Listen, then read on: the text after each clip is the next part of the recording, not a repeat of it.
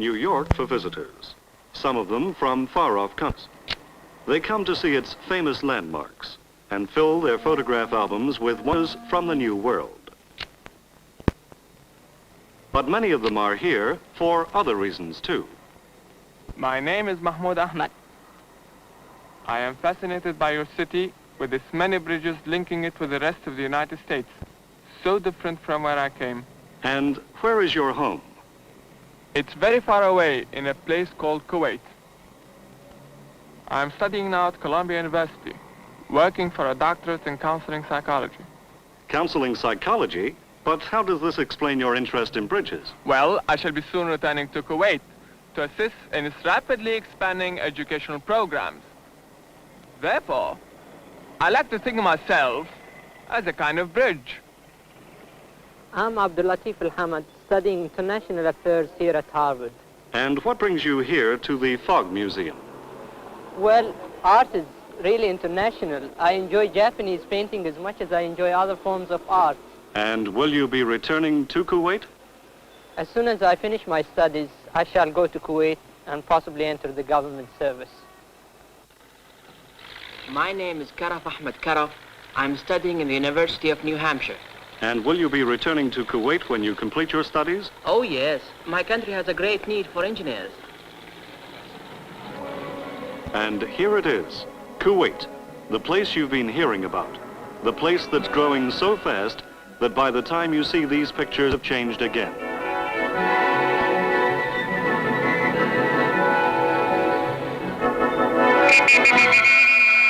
Let's take a close-up on Kuwait.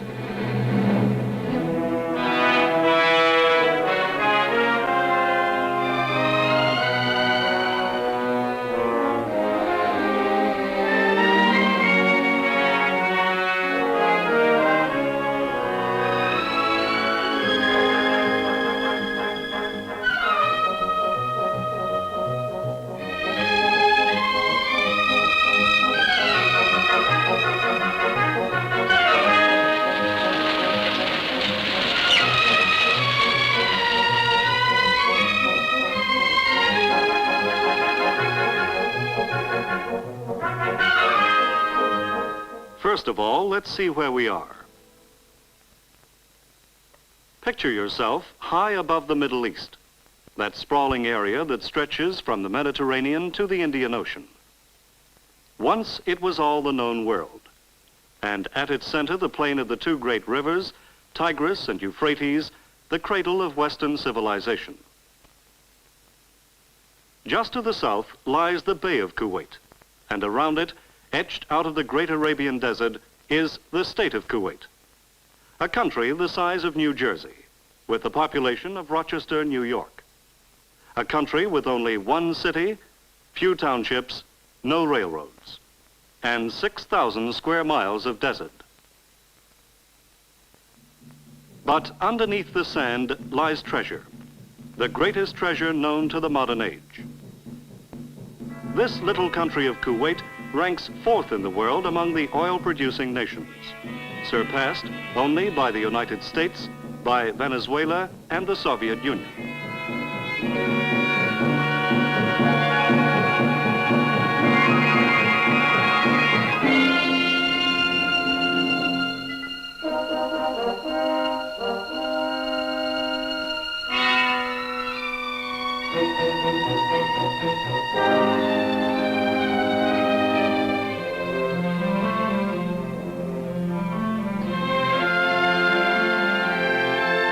From the two great piers at Mina Al Ahmadi sail more tankers than from any other of the world's oil ports. 3,000 sailings a year, nearly 10 a day, to Europe and Asia, Africa and America, Australia and the Far East. 3,000 sailings and 80 million tons of oil.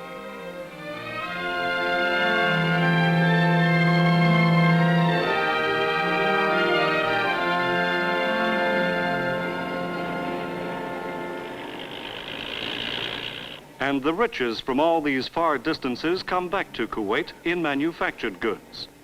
Motor cars and razor blades, aircraft and chocolates, furniture and tennis rackets, frozen foods and feather dusters, cameras and candelabra, microscopes and magazines, timber, steel and string.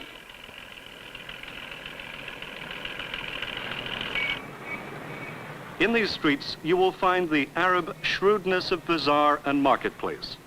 But you will also find the telephone and the cable bringing in business information from the whole industrial world. بخصوص البرنجات اللي وصيتوا عليهم فيشر ب 209 موجود عندنا منهم 22 السعر 17 ربيع. الرأي شو CIA او FBI اللي بدك اياه ايش بدك اياه؟ كيف كده معاملة بدنا نعطي العرق اذا كان بالاسعار هذه CIA. نعم. But I think the American article is much better than what you mentioned. Oh no, we produce the best there is in the field. Who said, what proof you have got? This is the best. Well, we've marketed it in Saudi Arabia and in Bahrain, everywhere. It's good. We will buy it here in Kuwait also, but I think it's not so good. Well, no. Because we always in Kuwait like good articles from England or from Germany, any country in the world. Only the best is good enough, and the merchants here can display to their critical customers nearly all that money can buy.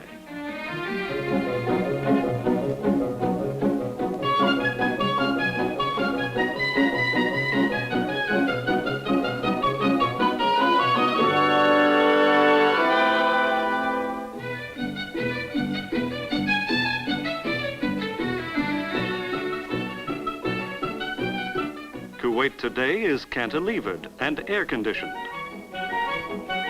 Its meeting place, the soda fountain. Its symbol of prestige, the high-powered automobile.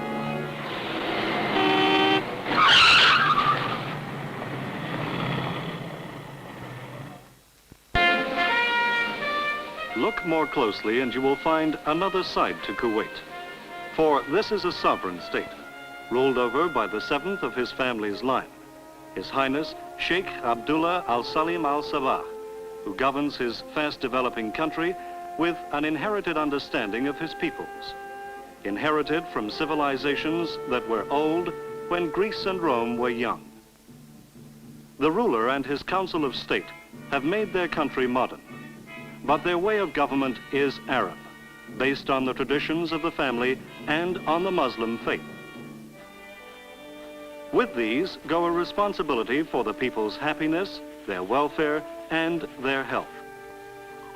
Kuwaitis can take their medicine in any of 21 state clinics, part of a free medical service, with hospitals and equipment that rival any in the world.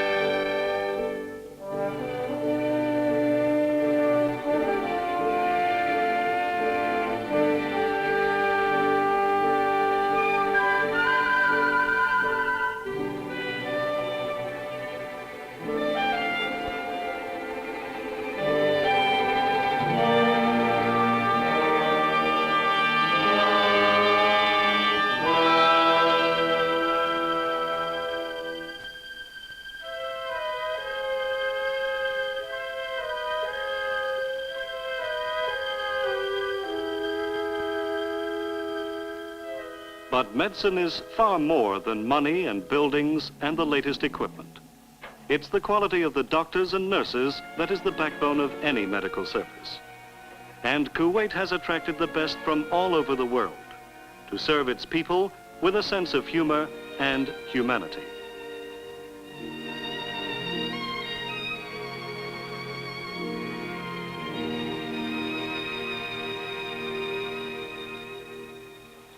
The future of Kuwait, as of any quickly growing country, belongs to the young, and the government has made itself responsible for their education. When these children grow up, they will know that they had the good fortune to be young and vigorous in a country that is young and vigorous too.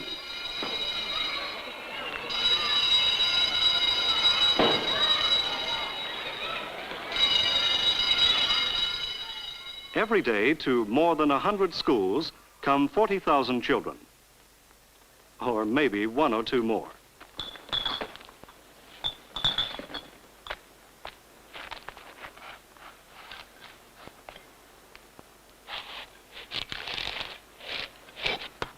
مين بيعرف الكلمة هذه؟ يرفع ايده. بدر؟ غابة. شاطر. طيب غابة. هلا مين يطلع يوريني من ايش صايرة غابة؟ إياد تعال. وريني أول شيء. شاطر. وريها للأولاد وكلهم معنا. طيب أنت تقدر تعرف إن الثلث تساوي كم؟ الثلث يساوي 60 لأن ضربنا البسط والمقام في 2 يساوي 60. كويس خالص. طيب والثلاثة على 5 تساوي 9 على كم؟ مين يعرف؟ أنت؟ 3 أخماس تساوي 9 على 15 لأننا ضربنا البسط والمقام في 3. 40,000 school children at school every day means 40,000 healthy appetites. And even after the squarest meal, there's always little Oliver Twist who asks for more. The children's food problem is tackled with imagination. One huge central kitchen in the middle of the city provides midday meals for the pupils of over 50 schools.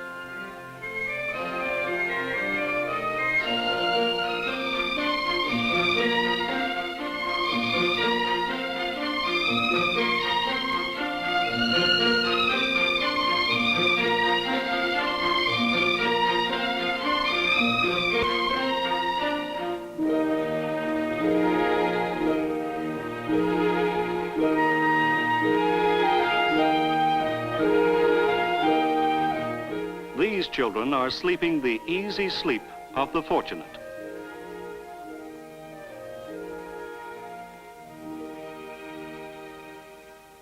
But not all the children of Kuwait start with their advantages. This place is called Mahad Anur, House of Light. Here the deaf may learn to speak.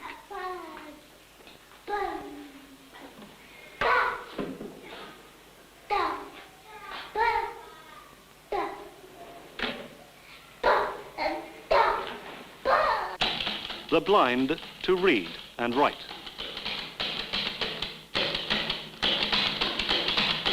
في وسط السطر تبدأ تترك خانتين 3 أو 4 من أول السطر وتبدأ كلمة الطائرة. Then Columbus and his sailors went further into the island. They were surprised at the thick trees and the rich plants which covered. The blind housewife must learn to do the shopping by the subtleties of shape and texture.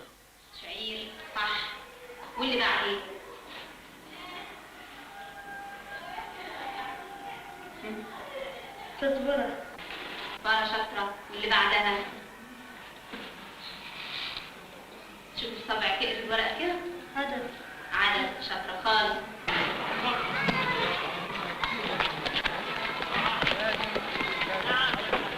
Today, these boys are Kuwait's responsibility.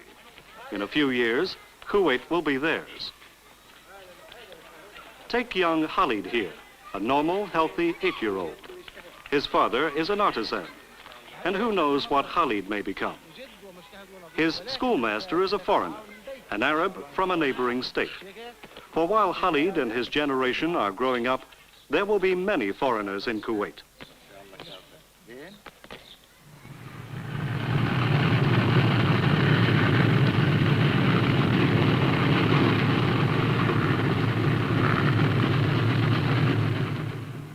In the years since the first oil drillings, Kuwait has welcomed people of many nationalities to help her development. The necessary qualification is skill, engineering, scientific, or administrative. The skills that have enabled this small country to make her wealth productive.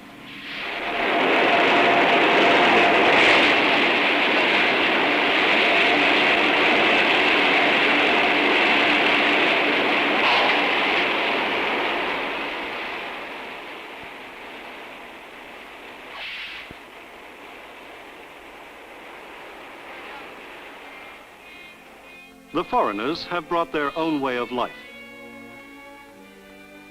They are free to worship as they please.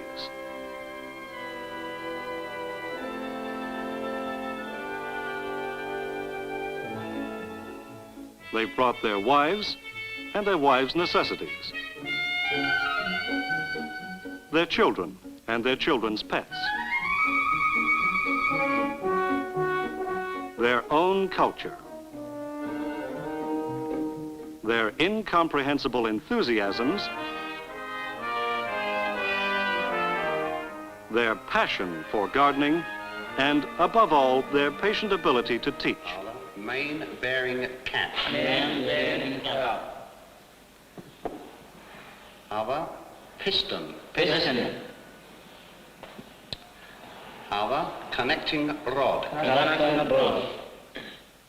And the people of Kuwait have matched it with their own ability to learn, and to learn quickly. Pupils in Kuwaiti schools and technical colleges, and pupils far away in the centers of learning of Europe, America, and the Arab world. A whole generation of Kuwaitis are learning their way about a completely new field of knowledge. A world of circuits, systems, frequencies, reactors, bloodstreams, power curves, wingtip vortices. The things all of us have to learn today.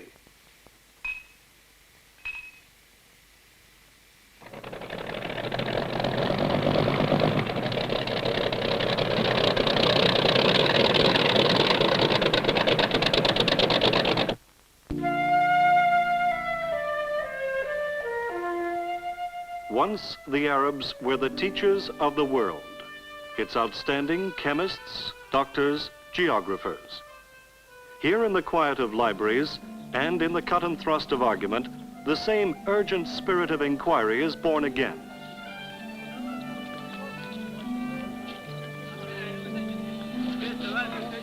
Today, the city gates no longer open on the desert.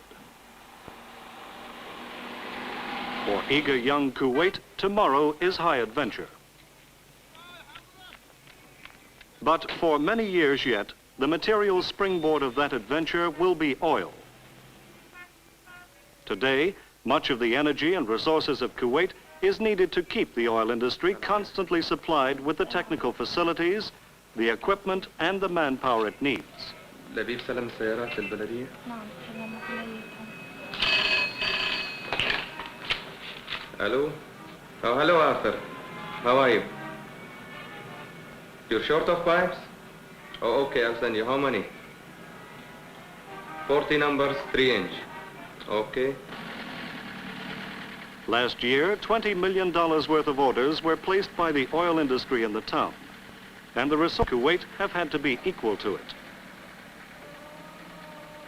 To swell the labor force, thousands of workers come from the neighboring countries to join the ranks of Kuwaitis in regular employment. But a far-sighted government wants to be sure that the whole country will benefit from the great wave of prosperity that oil has brought. So they've set up a government development board which studies the needs of the country and tackles them with imagination and vigor and a willingness to try out new ideas. It will be here. The last or the first? These are some of the facts they have to cope with. First of all, Kuwait is a country of desert. Without help, very little grows. Sometimes in the summer, nature can be seen at its most unrelenting. The wind from the north, the shamal, can blow the fine dry sand at storm force. But nature has a way of evening things out. For below the sand, the oil reservoirs contain vast quantities of natural gas. As a source of energy, natural gas is invaluable.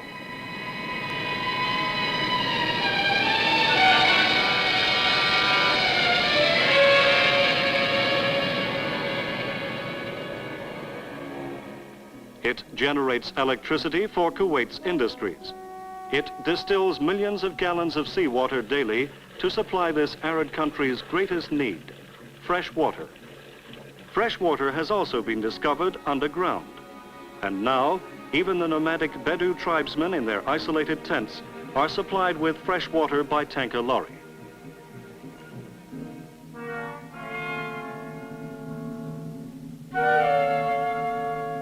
And where there is enough water, miracles can happen. Miracles like this. This is the government experimental farm. It covers 100 acres, and it's one of the most significant projects in the world today. For the world is very short of food. 2/3 of the human race is undernourished. One of the answers is to conquer the deserts of the earth.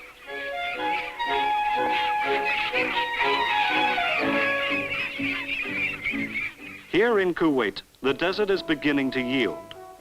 They are proving that, properly cared for, livestock from Europe can live and thrive in temperatures of nearly 130 degrees.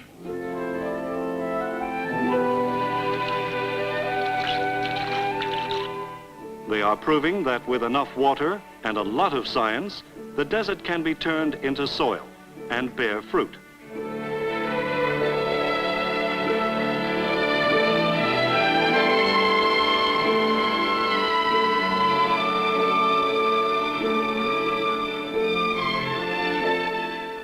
They're experimenting with hydroponics, a method that requires no soil at all. Vegetables are planted in gravel or vermiculite and fed with chemicals dissolved in water. The water is then drained off and used again.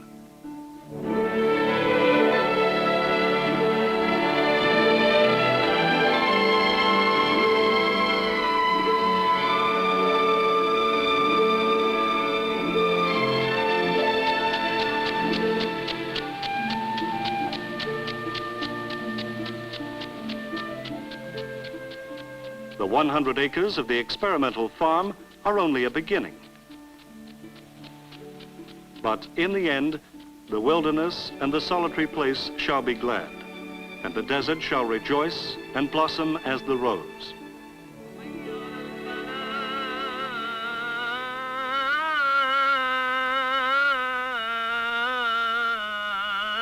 In Kuwait, the worship of Islam lies firm, like a bedrock on which to build a new way of life. And with the belief go the traditions that belong to the Muslim world. One of these traditions is the Majlis.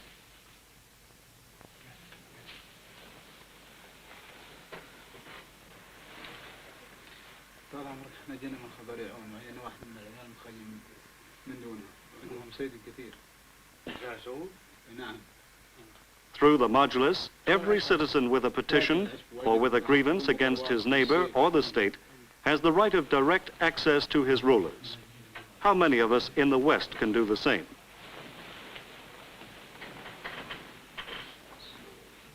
Access to the government, equality before the law. These are assured to every citizen of Kuwait.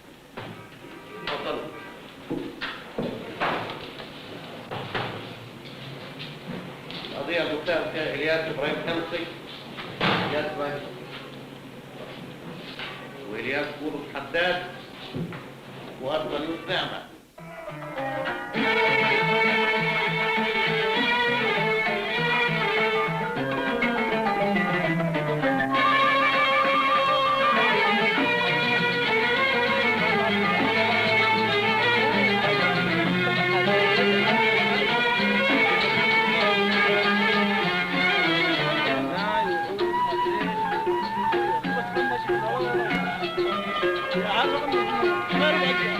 There you have a close-up on Kuwait, bustling and vigorous, cosmopolitan and friendly. And in the middle of the hubbub, the Kuwaitis themselves, accepting progress, but valuing tradition and striking between the two.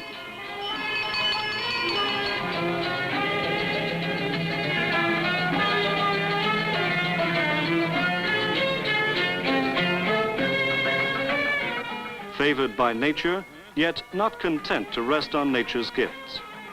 Fashioning the wilderness, molding the desert, changing themselves. And these youngsters they've taken so much thought for. What lies ahead for them? One thing is sure, to whatever they turn their heads and hands, they'll bring those qualities of enterprise, and level-headedness that have made this state of Kuwait a state of excitement, here at the heart of the Arab world.